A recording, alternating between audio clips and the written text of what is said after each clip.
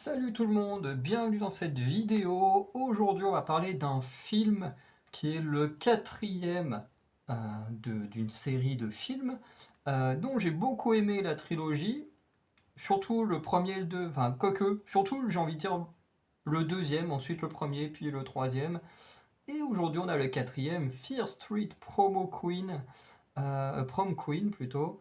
Donc si vous voulez qu'à un moment donné on fasse des vidéos sur les trois premiers films, ça peut être faisable. Moi personnellement je les ai bien aimés, mon frère les a bien aimés aussi, donc ça pourrait être l'occasion de refaire une petite vidéo sur des films ensemble. Mais voilà, une petite trilogie sympa. On va parler du coup de ce quatrième film, notamment en expliquant à un moment donné c'est quoi vraiment Fear Street. Parce que c'est vrai que Netflix n'a jamais réellement expliqué c'était quoi. Alors, je ne parle pas forcément au travers des films, mais plutôt à travers la promo ou les choses comme ça.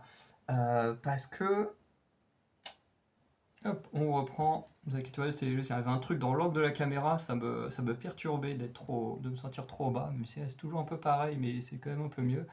Bref.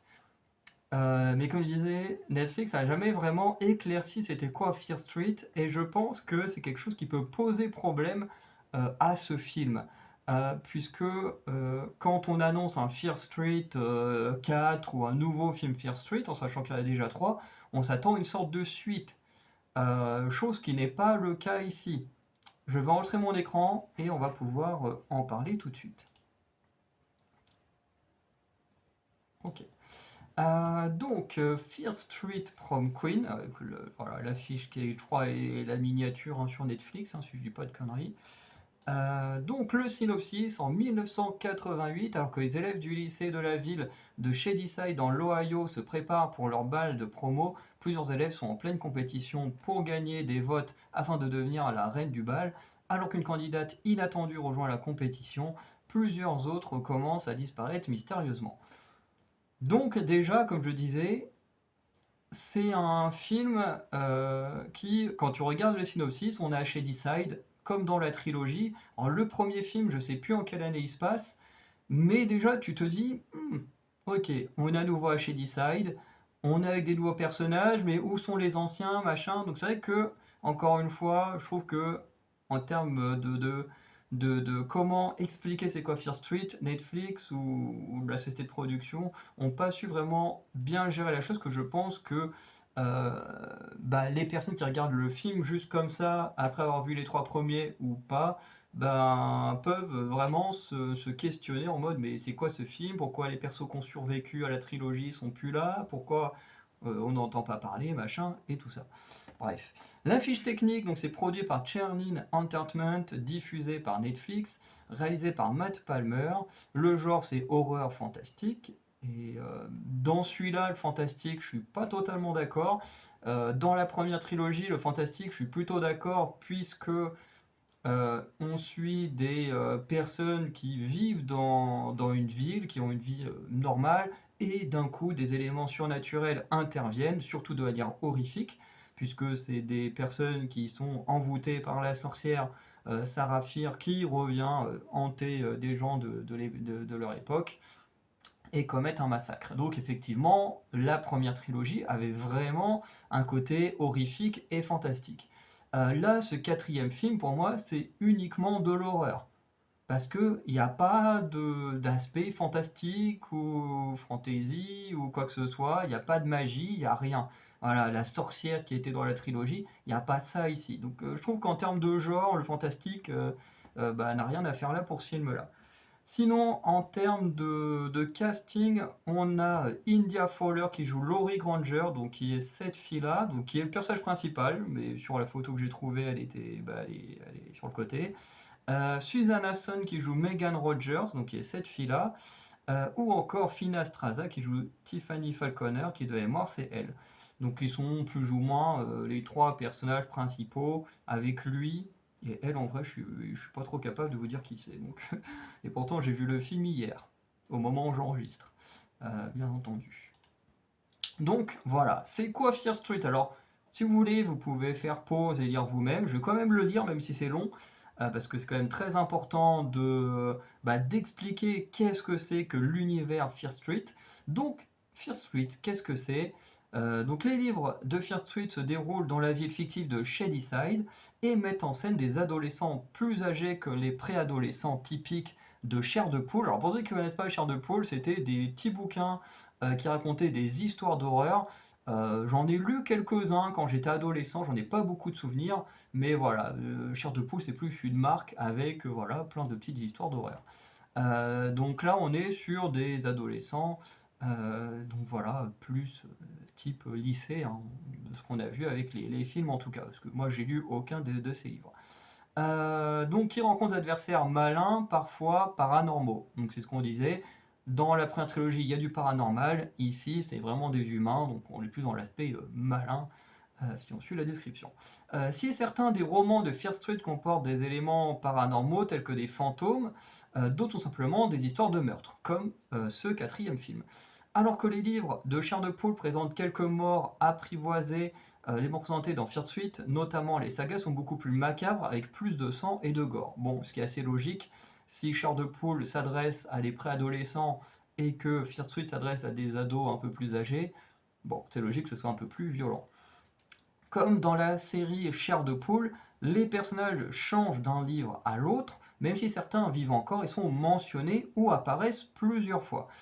Certaines des intrigues des romans précédents sont également mentionnées dans les livres suivants, et certains personnages apparaissent dans plusieurs histoires. Par exemple, Cory Brooks, héros de Menaces de mort, est mentionné et apparaît plusieurs fois dans les romans suivants. L'intrigue des livres se déroule entre la fin des années 80 et le début des années 90, bien que plusieurs romans se déroulent au cours de la même année chronologique. Voilà. Donc tout ça pour expliquer ce que c'est Fear Street. En réalité, c'est tout simplement une sorte de marque, comme Chair de Poule, où tu as une ville et du coup plein de gens qui, dans une décennie, vont vivre des aventures soit paranormales, soit plutôt, entre guillemets, normales, bien que ça reste de l'horreur. En sachant qu'il y a à peu près une vingtaine, trentaine, voire peut-être un peu plus de romans, j'ai regardé vite fait, j'avais 4 pages d'au moins une dizaine de bouquins par page, donc il y en a, enfin oui, par page internet, donc il y a quand même beaucoup de bouquins Fear Street, en sachant qu'après, je crois qu'il y a eu des versions écrites par d'autres auteurs et tout, donc bref, il y a beaucoup de livres dans cet univers. Voilà, par exemple, on peut comparer Fear Street aussi à des Marvel DC Comics. Tu vois, c'est un peu pareil où Marvel, je prends l'exemple parce que je connais mieux, mais bon, ça revient au même avec DC.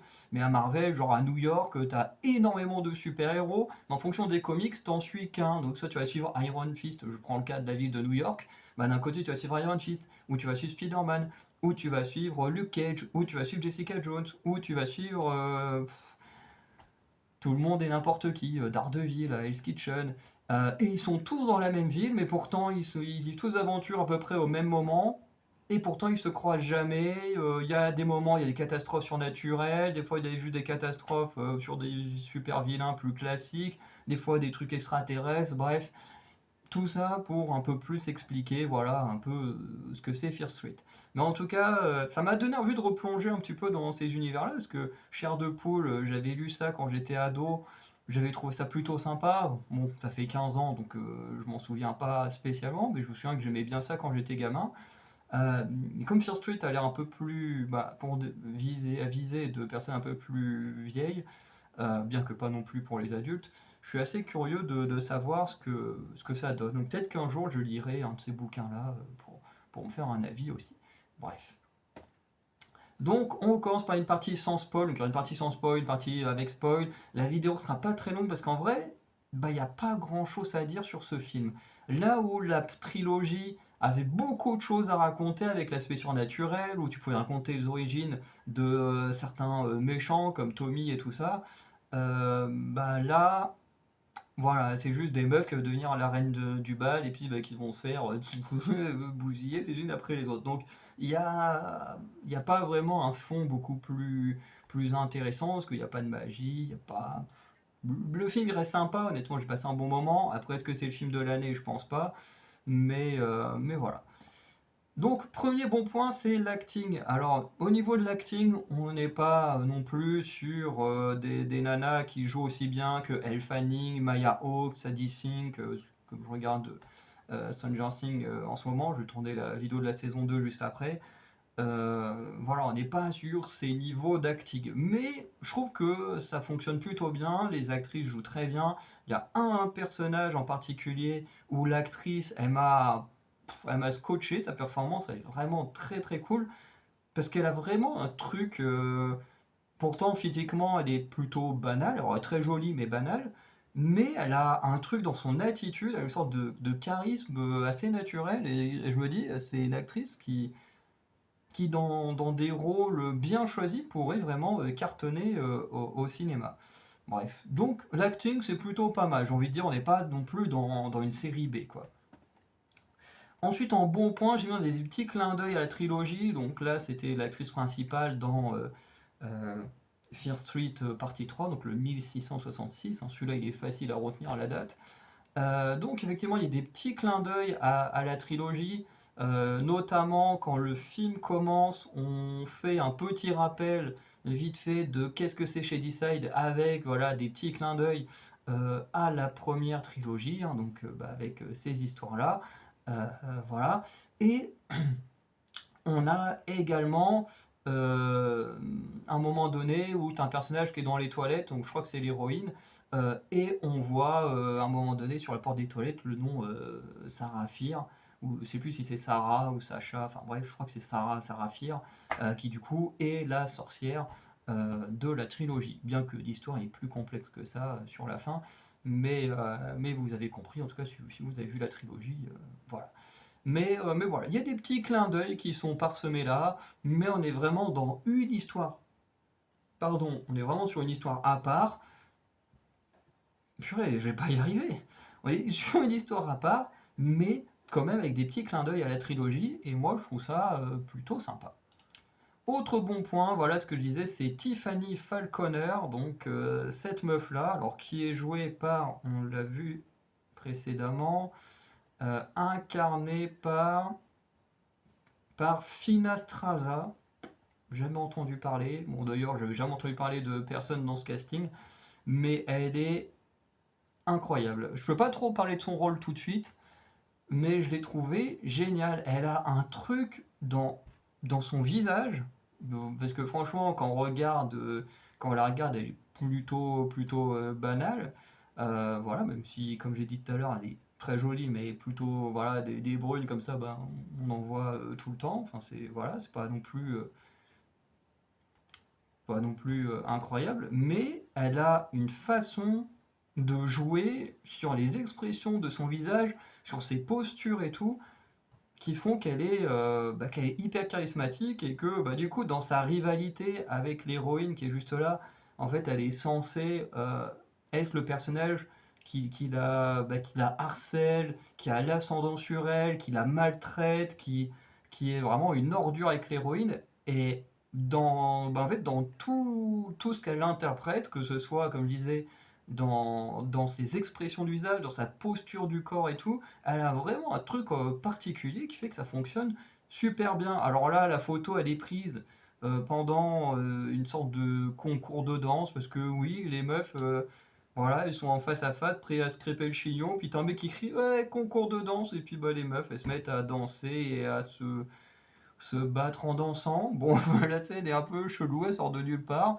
Elle est plutôt cool pour ce qui s'y passe, même si bon tu dis à quel moment cette meuf là voilà elle peut être déstabilisée contre l'héroïne. Enfin, je veux dire elle a tout pour elle, même si l'héroïne est quand même un peu plus jolie, mais elle a pas ce charisme qu'a Tiffany.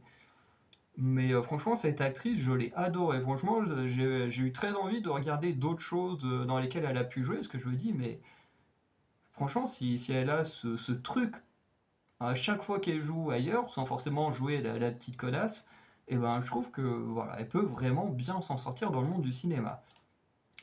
Mauvais point sans spoil. J'ai hésité à le mettre dans la partie spoil pour décrire certaines scènes. Je me suis dit bon allez, je vais le mettre dans la partie non spoil pour pas décrire ces scènes-là et puis qu'il y ait au moins un mauvais point pour les gens qui n'ont pas de spoil, parce que bah, après on va passer en partie spoil, hein. Comme j'ai dit, on va aller très très vite avec cette vidéo-là, parce que bah, il n'y a pas grand-chose à dire.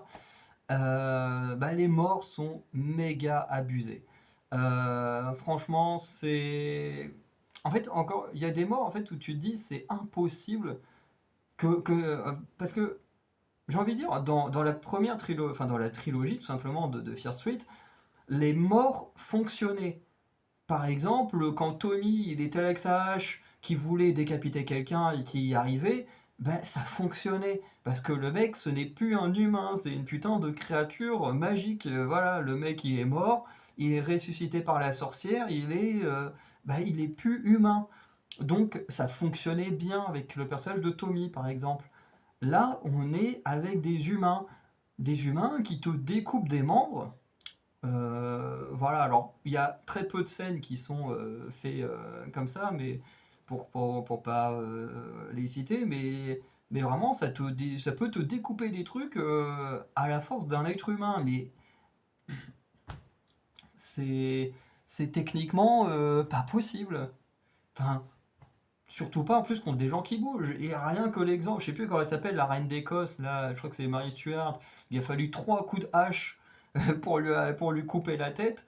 Et dans la fiction, t'as toujours les gens clac clac clac qui te les découpent en vrai d'un seul coup avec une puissance. Tu dis mais c'est pas possible déjà à manier, c'est pas pratique. Quand tu en plus tu cibles une personne qui bouge, tu dis comment t'arrives à être aussi précis. Enfin bref.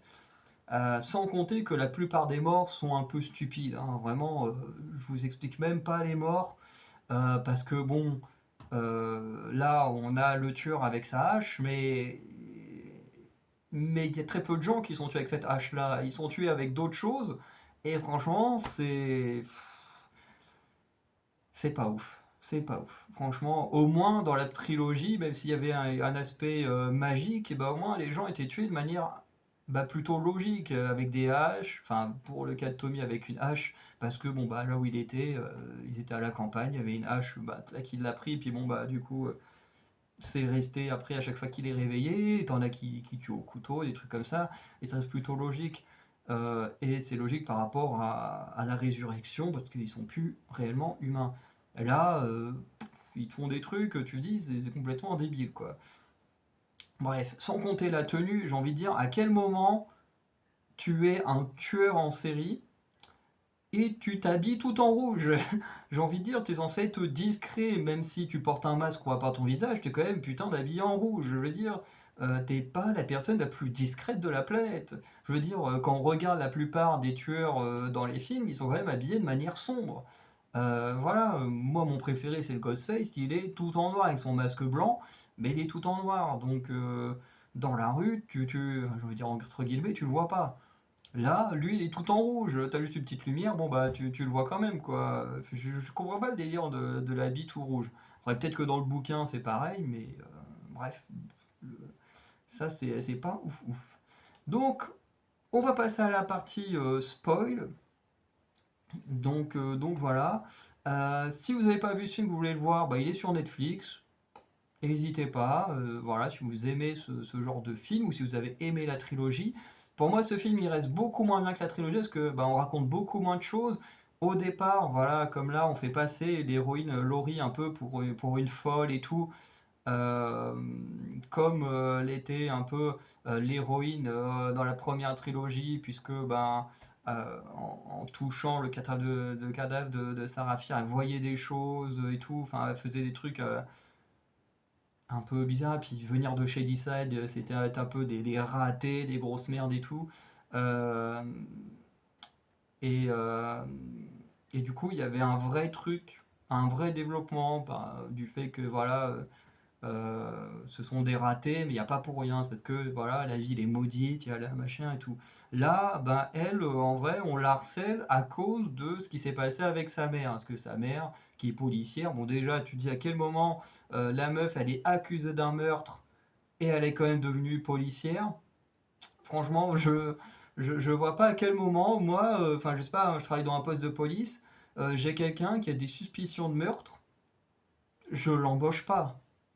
Je l'embauche pas, même si on est. Enfin, surtout qu'en plus, vraiment, la plupart des gens pensent qu'elle a vraiment tué quelqu'un. Bon, on apprend que c'est pas le cas, on saura qui sont vraiment les personnes, mais je veux dire, à quel moment, quand tout le monde croit qu'une femme, ou même qu'un homme, hein, mais là, dans le cas-là, c'est une femme, à partir du moment où toute ta ville pense qu'une femme est une meurtrière, à quel moment tu l'embauches en tant que policière? Et genre que tout le monde s'en fout. Tout le monde en mode ah, elle a tué machin et tout. Et puis elle devient flic et en mode ouais, bon, allez, vas-y, on s'en fout. Maintenant qu'elle est flic, on va rien dire, sinon on va finir en tôle. Enfin, je sais pas, c'est quand même un peu bizarre le scénario, hein. On sent vraiment, oui, que c'est fait pour les ados. Si le bouquin est vraiment écrit pareil, tu sens que c'est vraiment pour les gamins, quoi. Parce que c'est vraiment niveau zéro d'écriture. Et voilà. Et, et ce qui est dommage, bah, c'est que voilà, quand on la fait passer un peu pour une folle, bah, finalement, il n'y a pas grand chose, quoi. C'est juste, bah, c'est la fille d'une meuf qui est censée avoir tué quelqu'un, et du coup, bah, tout le monde la harcèle pour ça. Et c'est tout. Il n'y a pas plus de propos, quoi que ce soit. Il n'y a plus ce propos entre Shadyside, Sunnyvale, qu'on voit dans les premiers films, avec la rivalité entre les deux villes, entre la ville de ceux qui réussissent et la ville de ceux qui sont des ratés. Et tout, là, non, c'est juste, bon, bah, ma mère a fait une connerie, donc bah, je subis tout le harcèlement des conneries qu'a fait ma mère. Alors, je me doute bien que dans la réalité, ça existe des gens qui subissent les actes de leurs parents quand leurs parents font des grosses conneries, notamment le cas de Neo et Swan, même si finalement on a appris que c'était pas les parents, mais la tante, ou la grand-mère, ou je sais pas quoi, là, d'autres personnes de la famille. Bref, mais je veux dire, c'est pas aux enfants de subir. Bon, là, tu sens que c'est fait pour que l'héroïne soit un peu une outsider et puis qu'elle se dévoile dans le film. Mais je trouve que c'est pas si bien fait que ça. Voilà. Après, le film, il est sympa. Moi, j'ai passé un bon moment.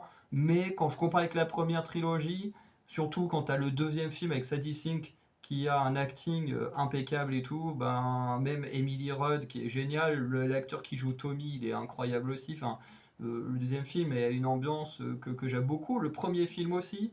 Voilà.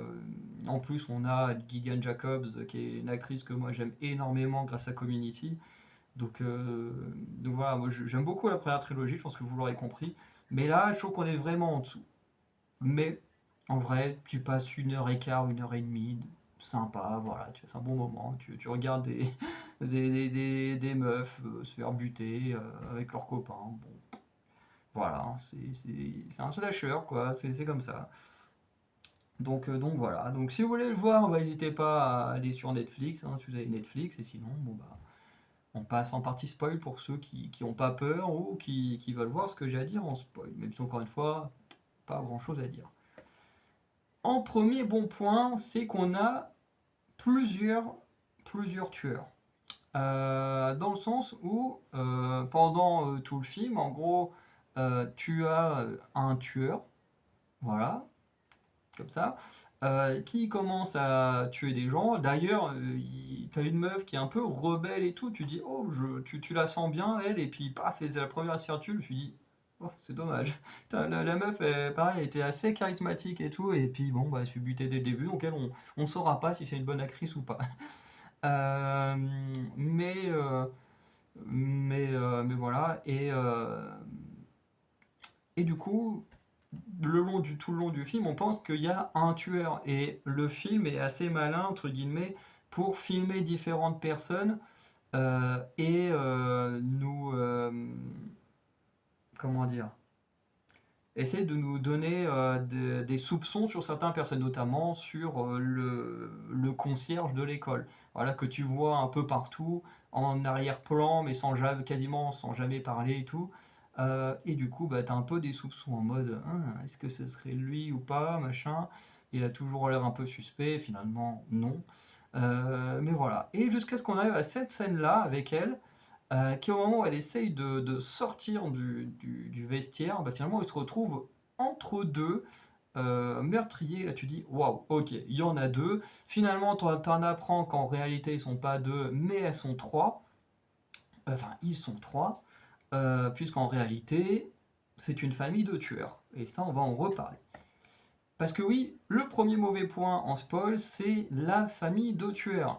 Parce que pour moi, il y a un petit détail qui me dérange dans tout ça, c'est que, en gros, pour ceux qui l'auraient reconnu, elle, c'est Westerton, Catherine Westerton, qui jouait dans Les Animaux Fantastiques.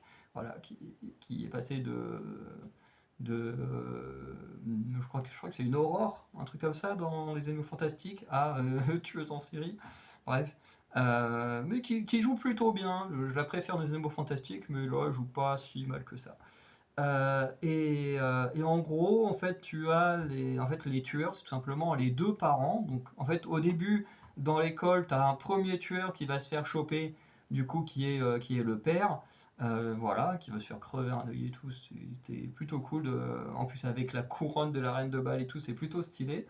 Mais voilà, bon, il se fait choper il se fait arrêter et tout. T'as la mère, il fait ouais, machin, amenez-le. Enfin, tu vois, elle joue comme si, tu vois, elle savait pas et tout. Et je trouve que c'est très cool parce que du coup, elle fait envoyer son mari en prison alors que, en fait, bah, elle est totalement complice, quoi. Et je trouve ça très cool parce que finalement, ils gardent leur plan jusqu'au bout. Et finalement, tu vois, elle reste avec le policier en disant oui, mais ma fille, machin, elle est toute seule à la maison, machin, elle va être triste et tout. Elle vient de découvrir que son père est un tueur. Enfin bref, il joue beaucoup là-dessus. Ça, je trouvais ça plutôt cool.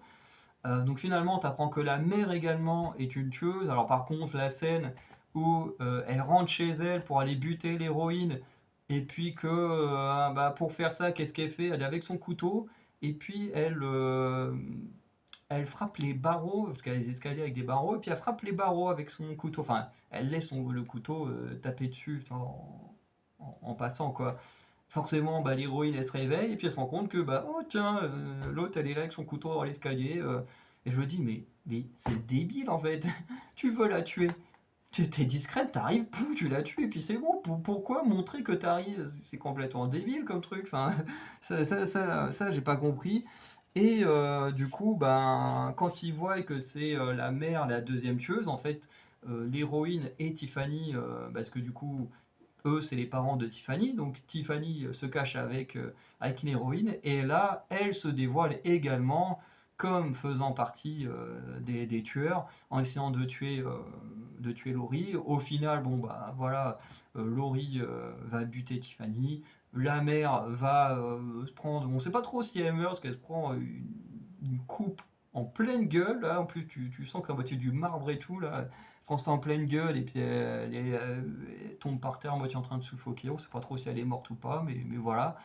Euh, et du coup, attends, j'ai mis quoi après? Ah, j'ai rien mis après. Du coup, autre élément qui est. En fait, je sais pas trop si on peut dire que c'est sympa ou pas, mais en fait, il y a deux éléments qui sont. Un qui est mi-sympa, mi-moyen, et l'autre qui est, bon, qui est un peu bizarre. C'est qu'en fait, tout le film, avec les premiers meurtres, en fait, on te fait croire dans la narration que les meurtres sont là pour que Tiffany remporte la compétition. C'est-à-dire qu'effectivement, tout au long du film, Tiffany est vue comme vraiment, pas Tiffany, mais Laurie est vue comme la meuf qui peut pas gagner, que Tiffany va absolument être la gagnante et tout. Et en fait, petit à petit, qu'il y a les meurtres et tout, ben, toute la structure change. Les gens commencent de plus en plus à croire en Laurie, alors qu'elle ne fait absolument rien de spécial. Il y a juste les autres qui disparaissent et qui meurent. Et bon, bah, Tiffany, tu sais pas pourquoi, d'un coup, tout le monde se dit, ouais, c'est une grosse connasse et tout. Alors oui, mais elle est depuis le début avec vous, donc pourquoi vous en comptez aujourd'hui, le jour du bal? Enfin, ça fait pas vraiment sens. Et du coup, bon, bah voilà, les gens meurent et tout. Euh, et, euh, et en fait, tu découvres qu'en fait, ils ont décidé de tuer tout le monde, non pas uniquement pour que Tiffany gagne la compétition, parce qu'en fait, déjà, tuer tout le monde pour que Tiffany gagne la compétition, alors que tout le long du film, entre Tiffany qui perd de l'Odima, Laurie qui en gagne, notamment avec la bataille de danse qui scelle la fin de Tiffany, c'est un peu bizarre. Euh, Déjà, tu dis, c'est très bizarre parce que les meurtres, du coup, ils aident plus Laurie que ça ne l'a détruit, même s'il y a quand même une tentative de meurtre sur elle à un moment donné. Mais voilà. Et, euh, et ensuite, on te dit, voilà, on a décidé de s'attaquer à toi. Alors déjà, tu te dis, ok, donc déjà, de un, Tiffany était sûre de gagner la promo du bal. Donc déjà, de un, pourquoi avoir tué toutes les autres meufs? Alors oui, t'as la meuf rebelle qui se fait tuer au début du film, qui était une sacrée concurrente. Ok. Mais les autres, c'était pas du tout des concurrentes de taille, en fait. Genre Tiffany, avec la puissance que possède sa famille, son père travaille dans l'école, la mère, je sais plus ce qu'elle fait. Euh, Tu dis, elle avait clairement de quoi faire en sorte d'écarter l'autre meuf du bal, quoi. La rebelle, là, qui était plutôt sympa au début du film, un peu charismatique, effectivement, qui pouvait faire face à Tiffany, rien qu'en termes de prestance de l'actrice. Bah oui, effectivement, c'est une droguée et tout. Tu pouvais jouer là-dessus pour l'écarter, t'avais pas besoin de la buter, quoi. Enfin. Et après, buter toutes les autres, alors que, ben, en soi, elles ont aucune chance de gagner contre Tiffany, c'est un peu con. Parce que, à la fin, t'apprends que la révélation du truc, t'apprends que c'est que on s'attaque à, à Laurie uniquement parce que, en gros, à la base, elle, Catherine Westerton, elle sortait avec le père de l'héroïne, mais qu'en fait, la flic s'est mis en couple avec le gars, donc elle a volé son mec à elle. Du coup, bah, la flic et le père de Laurie ont eu Laurie, chose que elle n'a jamais acceptée. Et dans le présent, on a un parallèle avec Tiffany qui sort avec un mec dont Laurie est amoureuse. Il y a une sorte de triangle amoureux. Et du coup, pendant la promo du bal, le mec il va quitter Tiffany pour se foutre avec Laurie. Donc voilà. Donc en gros, on nous explique que en fait, tous les meurtres et en plus, la mère n'est même pas tuée ou quoi que ce soit, quoi. Euh, c'est, c'est chelou, c'est chelou. Voilà. Je veux dire, cette famille-là a un problème avec la famille de Laurie. Tiffany a un problème avec le fait que Laurie veuille se taper son mec. La mère a un problème avec la flic parce qu'elle lui a piqué son mec. Et bah, en fait, on tue plein d'innocentes et pas des gens contre qui on a une vraie haine. Voilà, c'est-à-dire que la flic, on n'y touche pas du tout, alors que bah il y a de la haine depuis des années envers elle. Voilà, hein, elle nous dit qu'elle a tué son ex. Mais pourquoi t'as pas tué la flic qui t'a pris ton mec, quoi? C'est chelou.